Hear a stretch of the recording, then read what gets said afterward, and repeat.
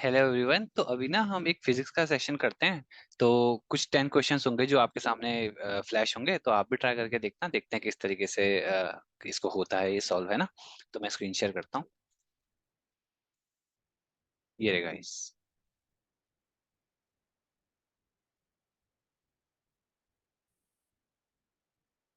तो स्टार्ट करते हैं सीधा क्वेश्चंस ना। फर्स्ट क्वेश्चन हमारे पास है, the intensity of a source of 100 candela at a distance 2 metre is. तो गाइज यहाँ पे क्वेश्चन दिया गया है, किसी सोर्स है, कोई सोर्स है जिसकी 100 कैंडेला की क्या है, इंटेंसिटी। गाइज आपने कैंडेला यानी कि सीडी या एसआई यूनिट पढ़ी होगी, किसकी? लुमिनस इंटेंसिटी की, है ना। तो उसी से रिलेटेड है, और किसी कोई सोर्स है जो कि कितने डिस्टेंस में 2 मीटर के है। तो ऐसे केस में गाइस काफी इंपॉर्टेंट क्वेश्चन है, क्योंकि बहुत रेयरली हमको इंटेंसिटी ऑफ लाइट से कोई क्वेश्चन मिलता है न्यूमेरिकल इस टाइप का। तो यहाँ पे एक छोटा सा फॉर्मूला है जो हमें पता होना चाहिए। तो जो है एस रिप्रेजेंट कर रहा है कि जो लुमिनस इंटेंसिटी रहेगी उस सोर्स की, तो वो निकालने के लिए हमको क्या एस रखना है, intensity of source, city of source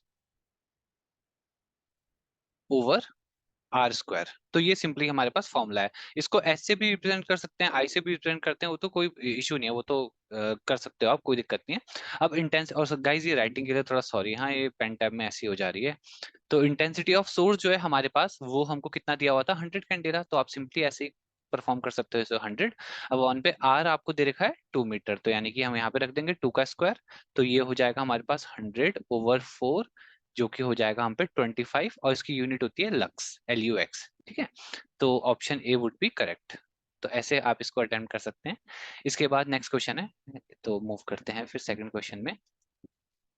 यहाँ पे हमको बोला हुआ है a light year is, light year क्या होता है? तो गाइस इसमें से ऑप्शन है हमारे पास, light emitted by the sun in 1 year, time taken by light to travel from sun to earth, या the distance travelled by light in is free space in one year, या फिर time taken by earth to go once around the sun. तो यानी कि सन का एक पूरा चक्कर काटने में। ये तो आप यहाँ पे भी आराम से सोच सकते हैं क्या ऑप्शन होगा, बट द करेक्ट आंसर यहाँ पे क्या हो जाएगा हमारे पास, जो डिस्टेंस ट्रेवल करती है लाइट फ्री स्पेस में 1 साल में।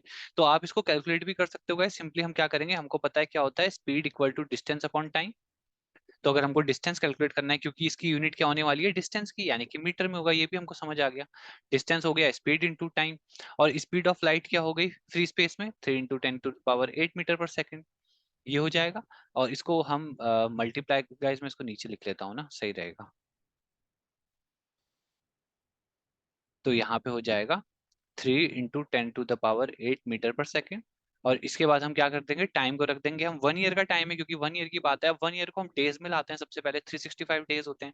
इसको मैं कैलकुलेट कर रहा हूँ, तो 365 डेज होते हैं। अब बस आपको कुछ नहीं करना, डेज से आप इसको किस में ले आओ, आवर्स में ले आओ। कैसे लाओगे, इसको 24 से मल्टीप्लाई करके ही। ठीक है। उसके बाद वापस इसको 24 से मल्टीप्लाई करके 60 से करके मिनट्स में आएगा, और वापस 60 से करके सेकंड्स में आएगा। तो जो भी यहाँ पे वैल्यू आएगी उसको आप रख देना सेकंड्स में, जिससे कि ये सेकंड कटेगा, और पूरा आंसर आपके पास समथिंग कुछ 9.46 × 10⁻15 मीटर आ जाएगा। तो ये हम पे वैल्यू निकल के आ गई 1 लाइट ईयर की। ठीक है गाइस, तो इस तरीके से भी आप इसे देख सकते हैं। अब है next question, the dual nature of light exhibited by. Guys ये तो आपको पता होगा कि ड्यूअल नेचर के ऊपर देखो, यहाँ पे ना ड्यूअल नेचर की जो बात है, अब यहाँ से थोड़ा सा आप ये समझ सकते हो कि किस तरीके से हमारा जो क्लास 12th है ना, तो एक बहुत ही इंपॉर्टेंट डाउट यहाँ पे क्लियर हो गया है, ताकि हम जो फिजिक्स है या कोई सब्जेक्ट है वो कहाँ तक पढ़े। तो गाइस देखो यही बेनिफिट है, इसी की मैं बात कर रहा था। कोई क्वेश्चन कहीं से भी आ सकता है। अब ड्यूअल नेचर का बोल दिया, बट मेनली ये क्वेश्चन तो एक तरीके से अगर देखा जाए तो 12th फिजिक्स से आ गया। क्यों? क्योंकि जो 10th की फिजिक्स है वहां पे ज्यादा सीबीएसई में तो बात हुई नहीं थी डुअल नेचर की, है ना। कहाँ बात हुई थी, आईसीएसई की बात अलग है, आईसीएसई बोर्ड की, बट सीबीएसई में ऐसी कोई बात नहीं है। तो इसलिए है। अब आप क्या कर सकते हो यहाँ पे, अब आपको समझना है डुअल नेचर में बेसिकली थ्योरी क्या थी कि अब हाँ गाइस यहाँ पे एक पॉइंट और है ना, अगर आप गाइड्स वगैरह देखोगे 10th की, तो वहां पे हो सकता है उन्होंने मेंशन किया हो, बट एनसीईआरटी में ऐसा कोई खास मेंशन था नहीं, तो यहाँ डिस्कस होता ही नहीं है। और अगर क्योंकि गाइज ये है ना, जैसे आप देखो ऑप्शन में क्या बोला है, diffraction, photo electric effect, diffraction, reflection, refraction. तो गाइज डिफ्रैक्शन तो हमने नहीं पढ़ा था 10th में इस तरीके से। तो यही आप थोड़ा सा ना यहाँ से इसको आइडिया लगा सकते हैं। अब डुअल नेचर में हमने ये पढ़ा था कि जो लाइट होती है ना उसका, सॉरी रे लिख रहा हूँ मैं, उसका पार्टिकल नेचर भी होता है, और प्लस उसका वेव नेचर भी होता है। और ये कैसे प्रूव हुआ था, क्योंकि साइंटिस्ट ने डिफरेंट डिफरेंट एक्सपेरिमेंट जब कंडक्ट किए ना, तो जब वो एक्सप्लेनेशन और थ्योरी दे रहे थे, तो उनको पता चला कि कुछ ऐसे इफेक्ट्स थे जिनको वो सिर्फ और सिर्फ पार्टिकल बेसिस पे ही समझा सकते थे। जैसे कि एग्जांपल हो गया फोटो इलेक्ट्रिक इफेक्ट। तो फोटो इलेक्ट्रिक इफेक्ट में क्या होता है, जैसे सपोज ये एक मेटल की प्लेट है ना, तो यहाँ पे जब लाइट फॉल करेगी एक पार्टिकल की तरह, तो यहाँ से एक पार्टिकल जो है वो इजेक्ट आउट हो जाएगा। बेसिकली वो क्या होगा, फ्री इलेक्ट्रॉन होगा जो कि इजेक्ट आउट हो जाएगा। तो ये सब फोटो इलेक्ट्रिक इफेक्ट था, बट ये एक्सप्लेन होता है पार्टिकल थ्योरी के बेसिस में। और वेव थ्योरी के अंदर हम पढ़ते हैं क्या, इंटरफेरेंस के बारे में, इंटरफेरेंस ऑफ लाइट। और उसके बाद फिर हम देखते हैं इसमें डिफ्रैक्शन भी देखते हैं हम। डिफ्रैक्शन में क्या होता था गाइस, लाइट का बेंड होना अराउंड दी, कोई शार्प एजेस जब होते हैं उनके अराउंड लाइट का बेंड हो जाना, या होल्स के अराउंड बेंड हो जाना, तो वो डिफ्रैक्शन हो जाता था। तो यही है। और इवन गाइस ये जो हमारा रिफ्लेक्शन है, रिफ्लेक्शन ऑफ लाइट और रिफ्रैक्शन ऑफ लाइट, जैसे आप ये बार बार करते हो ना कि हम ऐसे प्लेन मिरर बनाते हैं और ऐसी तो हम पढ़ाई शुरू करते हैं कि एक वेव आई, इंसिडेंट रे ऐसे आई और ऐसे टकरा के ऐसे चली गई, तो हम ये क्या बोलते हैं, रे बोलते हैं। तो रे बेसिकली क्या हो गई, एक तरह की वेव हो गई।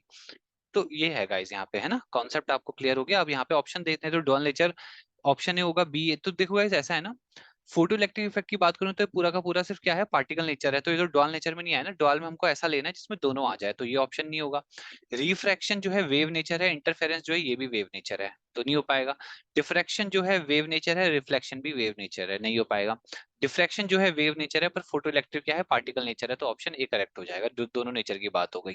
सॉरी गाइज, अगर उसके लिए रियली सॉरी, अगर आपको ऐसा लगा ना कि मैंने काफी उसमें टाइम ले लिया इसका आंसर देने में, तो थोड़ा बहुत मैं सोचता हूँ कि थोड़ा एक्सप्लेनेशन जो जो है वो भी होता रहे साथ साथ, तो अच्छा रहेगा, है ना। मूव करते हैं नेक्स्ट क्वेश्चन में। यहाँ पे है ना, wave picture of light fail to explain. हाँ अब गाइस उसी से रिलेटेड कोई क्वेश्चन है, अभी हमने कॉन्सेप्ट डिस्कस कर ही लिया है। तो वेव पिक्चर से हम क्या नहीं समझा पाए, फोटो इलेक्ट्रिक, पोलराइजेशन, डिफ्रैक्शन या नन। तो गाइज यही है ना, वेव से हम ये नहीं समझा पाए ना फोटो इलेक्ट्रिक इफेक्ट। और पोलराइजेशन क्या होता है गाइज, बेसिकली सपोज जैसे कोई ना लाइट है, ये उसके डिफरेंट डिफरेंट प्लेन्स हैं, मतलब जो उसकी वाइब्रेशंस है वो डिफरेंट डिफरेंट प्लेन्स में ऑसिलेट हो रही है। तो गाइज क्या है कि अगर कोई लाइट जो है सिर्फ एक ही प्लेन में पोलराइज्ड है, सिंगल प्लेन पोलराइज्ड है, तो उसी इफेक्ट को हम पोलराइजेशन कहते हैं। और दूसरी लाइट जो कि मल्टी, जिसके डिफरेंट डिफरेंट क्या कहते हैं, फेजेस में, डिफरेंट प्लेन्स में जो है वाइब्रेट हो रही है, तो उसको हम बोलते हैं अनपोलराइज्ड लाइट, है ना। तो इसके रिलेटेड भी कॉन्सेप्ट है, तो आई होप ये क्लियर हुआ होगा। अब है इन द विजिबल स्पेक्ट्रम की बात हो रही है।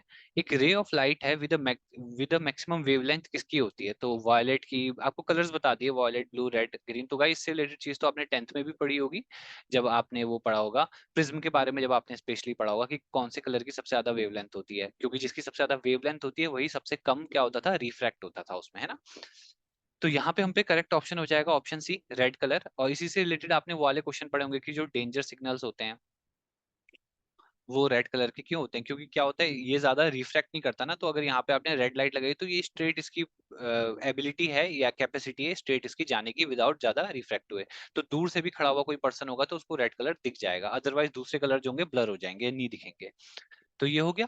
विजिबल स्पेक्ट्रम हमारा कैसा हो गया, जो कि 400 नैनोमीटर से 700 नैनोमीटर के बीच में लाई करता है, तो इसी रेंज के बीच में होता है, और इसी में जो सबसे ज्यादा वेवलेंथ होती है वो रेड कलर की होती है। चलो ये भी हमें क्लियर हो गया। अब चलते हैं हम आगे। यहाँ पे बोला हुआ है the radiation used in the treatment of muscle x. तो जो मसल एक्स होती हैं उसके ट्रीटमेंट में कौन सी रेडिएशन यूज होती है, काफी अच्छा क्वेश्चन है।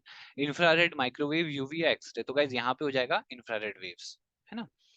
अब है which of the following is the proper sequence of colours in a rainbow. तो रेनबो का जो सीक्वेंस होता है उसमें इसमें कौन सा प्रॉपर सीक्वेंस है। तो इसके लिए पहले आप लिख लो, जो सीक्वेंस रहता है कलर्स का रेनबो में भी, वो होता है विबग्योर का। ये एक्रोनिम आपने पहले भी हमेशा ही पढ़ा होगा, इसमें तो कोई डाउट नहीं है ना।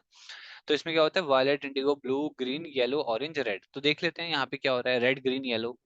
रेड, रेड कहाँ है, रेड, ग्रीन। देखो बीच में गैप आ गया ना, तो गलत है option. Blue, green, yellow, blue, green, yellow. तो गाइस देखो ये पूरा सेगमेंट इन्होंने दे रखा है ना, यहाँ पे ये ऑप्शन करेक्ट होगा। बाकी भी देख लेते हैं, green, violet, red, green, violet, red. तो बीच में गैप आ गया, ऑर्डर गलत है। और उसके बाद है violet, blue, red, violet, blue, red. नहीं, ये भी ऑप्शन गलत है। तो इस तरीके से हो सकता है। आगे मूव करते हैं। यहाँ पे बोला हुआ है the sharpness of a television image is termed as its. कोई टेलीविजन जो होता है उसकी जो शार्पनेस होती है वो किस बेसिस में डिटरमाइन होती है, कलर में, क्लैरिटी में, मतलब बहुत अच्छा कलर दिखाएगा, कलर टीवी बहुत अच्छा होगा तो आप कहोगे शार्प इमेज है, या क्लैरिटी होगी, या ग्राफिक्स अच्छे होंगे, या रेजोल्यूशन अच्छा होगा। तो गाइज यहाँ पे भी करेक्ट आंसर हम पे हो जाएगा रेजोल्यूशन क्यों? क्योंकि यहाँ पे गाइस एक इंपॉर्टेंट वर्ड आप यूज कर सकते हो पिक्सल्स के बारे में। तो ये जो पिक्सल्स होता है बेसिकली क्या बताता है, ये टीवी का रेजोल्यूशन ही बताता है। जैसे आप बोलते हो 3 मेगापिक्सल, तो उसका मतलब क्या है, ये उसका रेजोल्यूशन रिप्रेजेंट कर रहा है ना। तो गाइज ये यहाँ पे स्टोरी है इसके बारे में। तो हाँ, जितने ज्यादा रेजोल्यूशन, जितने ज्यादा पिक्सल्स का होगा उतना अच्छा उसका रेजोल्यूशन होगा, और उतना क्लियर हम उसमें क्लैरिटी शार्प इमेज देख पाएंगे। अब है, और हाँ, पीपीआई करके आपने गाइस एक चीज सुनी होगी, तो ये भी क्या होती है, रेजोल्यूशन रिप्रेजेंट करने की यूनिट हो गई कि पिक्सल्स पर इंच, है ना। तो ये इंच तो लेंथ होगी, और एक मतलब 1 इंच में कितने पिक्सल्स आ रहे हैं उससे भी आप इसको डिनोट कर सकते हो, है ना। अब है, contact lenses are generally made of. तो कॉन्टेक्ट लेंसेज जो हम आंखों में यूज करते हैं वो किसके बने होते हैं, टेफलॉन के, हाइड्रोजेल के, नायलॉन के, या माइका के। तो गाइज यहाँ पे वो एक तरीके का जेल हो सकता है ना, क्योंकि क्या हो रहा है, आईज में जाके उसको बेसिकली लिक्विड के साथ मिलना है थोड़ा, है ना। लिक्विड के साथ बेसिकली क्या करनी है, एक अच्छी और स्मूथ बॉन्डिंग बनानी है, जिससे कि हमें कोई इरिटेशन भी फील ना हो और हम इजिली यूज कर पाए। तो हाइड्रोजेल वो सब्सटेंस होता है, काफी ज्यादा इसमें सिलिका भी यूज होता है ना। तो ये सब चीजें यूज होती हैं, हाइपर जेल यूज होते हैं। तो सारे के सारे जेल ही हैं ये, जिसमें जो मतलब प्लास्टिक और लिक्विड का मिक्सचर हो जाएगा, वो जेल बन जाएगा फिर ना। अब है यहाँ पे मैच लिस्ट 1 एंड 2। तो गाइज मैच रिलेटेड क्वेश्चन है, देखते हैं। लिस्ट 1 में हमको बोला है कलर किसी ओपेक ऑब्जेक्ट का, कलर ऑब्जर्व, कलर ग्लास से, बेंडिंग होना इमेज का, रॉड का पार्शियली डिप्ड इन वाटर। ये तो आपने देखा होगा, ये जैसे सपोज पानी है ना, तो इसमें हम अगर रॉड डालते हैं कोई, तो वो यहाँ मतलब ऐसे बेंड, सॉरी सॉरी सॉरी, ये तो गाइस डायग्राम ही गलत बना दिया मैंने। ये पानी है, तो इसमें अगर आपने ऐसे पेंसिल डाली है, पेंसिल बाहर से तो ऐसी दिख रही है, अंदर आपको थोड़ी सी बेंड दिख रही है, तो मतलब ये जो बेंडिंग यहाँ पे दिखी ना, उसी की बात हो रही है। Shining observed when one steps on an earthworm. तो जब एक अर्थवॉर्म पे पैर रखते हो तो वो चमकता है, तो इसके पीछे क्या रीजन है, तो ऑप्शंस ये हैं। तो गाइस ऐसे स्टार्ट कर सकते हैं। किसी कलर कलर का दिख पाना, किसी ओपेक ऑब्जेक्ट का, ओपेक ऑब्जेक्ट का कलर दिख पाना है। जैसे सपोज ये मैं एक लकड़ी का टुकड़ा रखता हूँ गाइस, तो हमें ये ब्राउन दिख रहा है ना। तो क्यों, मतलब सॉलिड है, ओपेक है। बेसिकली ओपेक का मतलब क्या होता है कि इसमें से लाइट जो है वो पास नहीं कर पा रही है। तो क्या हो सकता है, रिफ्लेक्शन, ट्रांसमिशन, रिफ्रैक्शन। तो गाइस रिफ्लेक्शन हो सकता है ना, ओपेक ऑब्जेक्ट से तो रिफ्लेक्शन होगा, ये हो जाएगा। Colour observe through colour glass, यानी कि कोई ग्लास रखा हुआ है इस तरीके से, और ये कलर्ड है, मतलब उसमें कोई कलर कर रखा है। बट अब देखो गाइस, ये ना उसी की तरह हो गया। आपको याद है, ऐसे कोई पन्नी है, सपोज आपके पास रेड कलर की पन्नी है, तो जब आप इसको ऐसे लगा के देखते हो तो आपको आगे सब नीला नीला दिखता है ना। ऐसे बचपन में आपको याद है गाइस, वो एक चश्मा जैसा आता था, आपको अगर याद हो तो, हम 90s किड है, हमें तो पता होगा ये। तो इसमें क्या होता था, एक रेड कलर होता था, यहाँ पे शायद ब्लू कलर होता था, और जब आप दो इसको चश्मे को लगा के ऐसे देखते थे ना, चश्मा होता था, तो आप इसको लगा के देखते थे तो आपको बड़ा अलग अलग सा दिखता था, कलरफुल दिखता था। तो गाइज ये वही वाली चीज है, अगर आप ऐसा करोगे तो कौन सा इफेक्ट ये करवा रहा होगा, ये करवा रहा होगा transmission, colour observe through a coloured glass. हाँ, है ना, ट्रांसमिशन। अब है इसके बाद bending of an image of a rod partially dipped in water. तो गाइज वही है, ये तो सीधा सीधा रिफ्लेक्शन हो गया ना, क्योंकि रिफ्लेक्शन होता था क्या, हाँ, रिफ्लेक्शन क्या होता था, बाउंसिंग बैक ऑफ लाइट, और रिफ्रैक्शन क्या होता था, bending of light when it goes from one medium to another medium. तो वो जो बेंडिंग होती थी वो किसकी वजह से होती थी, रिफ्रैक्शन की वजह से।